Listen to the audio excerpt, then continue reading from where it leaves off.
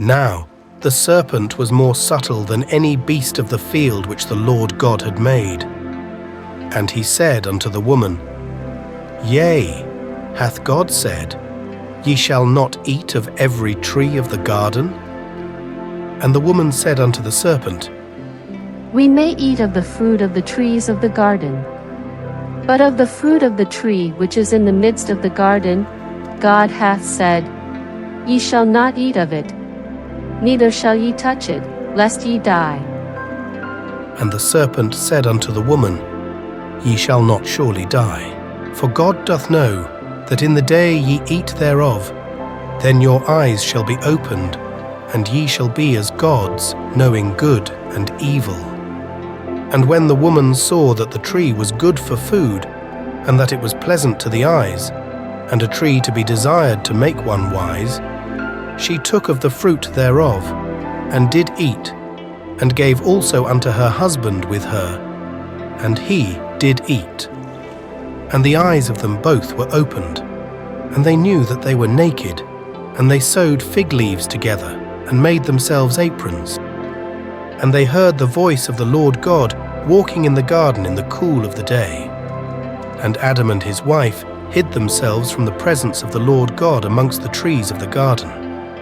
And the Lord God called unto Adam, and said unto him, Where art thou? And he said, I heard thy voice in the garden, and I was afraid, because I was naked, and I hid myself. And he said, Who told thee that thou wast naked? Hast thou eaten of the tree, whereof I commanded thee that thou shouldest not eat? And the man said, The woman whom thou gavest to be with me, she gave me of the tree, and I did eat. And the Lord God said unto the woman, What is this that thou hast done? And the woman said, The serpent beguiled me, and I did eat. And the Lord God said unto the serpent, Because thou hast done this, thou art cursed above all cattle, and above every beast of the field. Upon thy belly shalt thou go, and dust shalt thou eat all the days of thy life.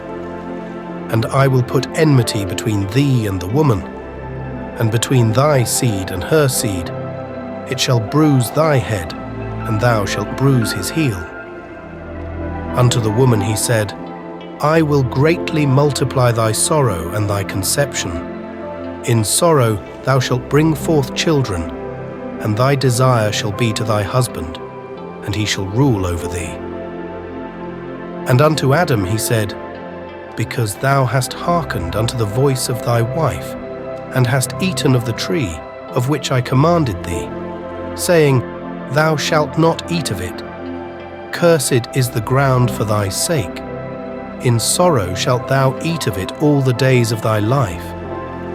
Thorns also and thistles shall it bring forth to thee, and thou shalt eat the herb of the field. In the sweat of thy face shalt thou eat bread, till thou return unto the ground. For out of it wast thou taken, for dust thou art, and unto dust shalt thou return. And Adam called his wife's name Eve, because she was the mother of all living. Unto Adam also and to his wife did the Lord God make coats of skins and clothed them. And the Lord God said, Behold, the man is become as one of us, to know good and evil. And now, lest he put forth his hand, and take also of the tree of life, and eat, and live forever. Therefore the Lord God sent him forth from the Garden of Eden, to till the ground from whence he was taken. So he drove out the man, and he placed at the east of the Garden of Eden cherubims, and a flaming sword which turned every way, to keep the way of the tree of life.